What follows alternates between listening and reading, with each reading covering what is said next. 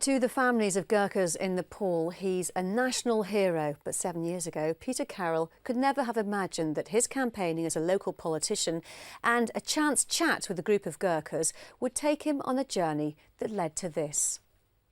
The bond between the British people and the Gurkhas is not written in the dry ink of an unfair law.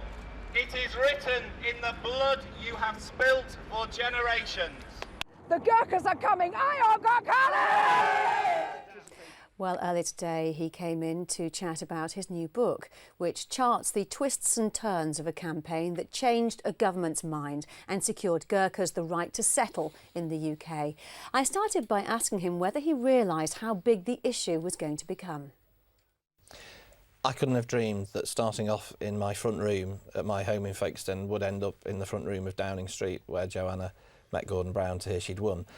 It was an incredible journey, and when I started it I had no idea where it would go, but it was a fantastic thing to have been part of, and all the hundreds of thousands of people that supported it I think should feel very proud of what they did. Joanna being Joanna Lumley, how important was it to have a figurehead like that on this campaign? It was hugely important, but it had to be her for this. It was the link to the Gurkhas, Dad's life saved by a Gurkha. Her father being a Gurkha officer? Yes, in the Second World War. The emotional bond was there. Joanna was already at that time a national treasure. People really identified with her, so it was incredibly important. One of the most memorable moments of the campaign was a point where Joanna Lumley actually ambushed, if you like, the Immigration Minister, Phil Wallace, in Westminster and forced him pretty much in front of the cameras to announce that he was going to review plans on the Gurkhas and their right to settle. Let's have a look at that moment. The Minister has explained, and I think we are all agreed that we are going to be able to help in the formation of new guidelines. Yeah, that's right. So that'll be wonderful. These will be guidelines which will be completed by July, and the 1,500 cases will be looked at, we understand, most sympathetically.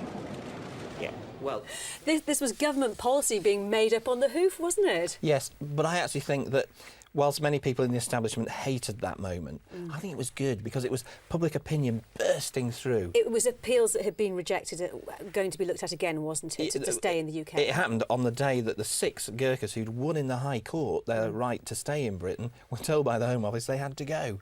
So left hand maybe didn't know what right hand was doing. But as a moment of opportunity in the campaign, it was absolutely crucial.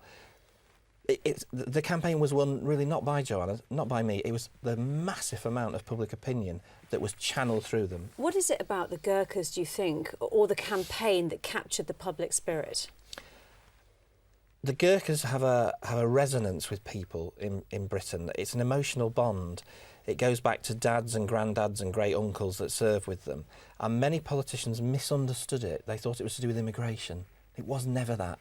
It was about this emotional bond, this very peculiar thing that's different about military service. I think that's why it turned into such a spectacular campaign. And what's the effect been on you? Well, I in a sense, I fell in love with the Gurkhas because I ended up having to house some of them. Some of them had to live in my home because they were just destitute. I've seen them cry. I've seen a Gurkha cry. A man who's won medals. There must be something. And you realise then something's profoundly wrong. So it's been a huge journey for me. I've loved every moment of it. I'll defend them to the nth degree. But to those people who say, well, yeah, but there's more to the military than Gurkhas, obviously there is. And I think they're kind of symbolic of all the people who serve in the armed forces.